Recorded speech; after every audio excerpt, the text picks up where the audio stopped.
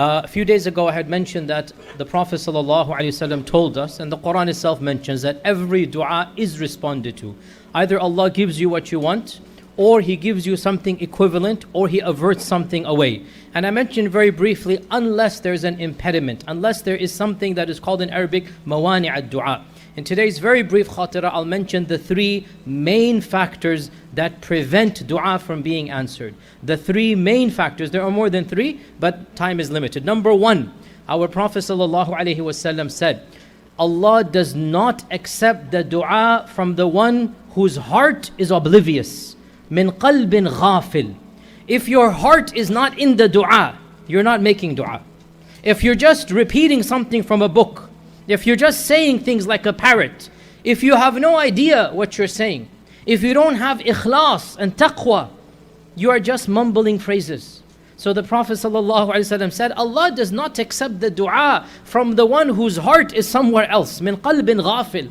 So you want your dua to be answered, then you had better put your heart and soul into the dua. You know what you're saying, and you're saying it with meaning. And that is why when you make dua, it is better to make dua in your own language from the heart, rather than to repeat something in Arabic that you do not know. Dua can be done in any language. So the dua should come from the heart, and it should have meaning to it. That's the first impediment. If you just say things, it's not like astaghfirullah magic formula. No, it has to come from the heart. Number two, the second impediment of dua not being accepted is that the issue of haram food and drink.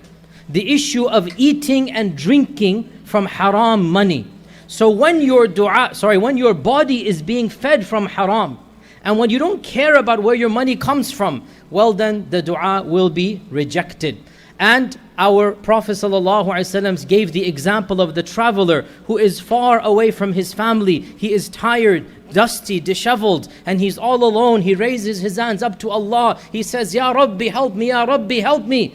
Everything is going to work out for him. But then the Prophet ﷺ says, وَمَطْعَمُهُ حَرَامٌ وَمَلْبَسُهُ حَرَامٌ وَمَشْرَبُهُ حَرَامٌ فَأَنَّ يُسْتَجَابُ لَهُ. His food is haram, his drink is haram, his clothes are haram. Then how do you think he will be responded to? How do you think he will be responded to? So one of the main impediments of dua is to not have halal rizq. And that's why we have to be very, very careful about where we earn our money from. If we eat haram, drink haram, wear haram, well then it will be rejected from us. And the third mani' of dua, the third impediment of dua, our Prophet ﷺ said, Allah will respond to every one of your dua as long as ma lam yasta'jil, as long as the servant isn't hasty. The Sahaba said, what do you mean hasty? Does it mean we read a quick dua rather than slow? The Prophet said, no, the hasty one, listen to this, is the one, he makes dua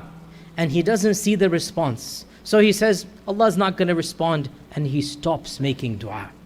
He stops making dua because he doesn't see the effect of the dua. And the Prophet ﷺ is saying, Allah will respond as long as you don't give up.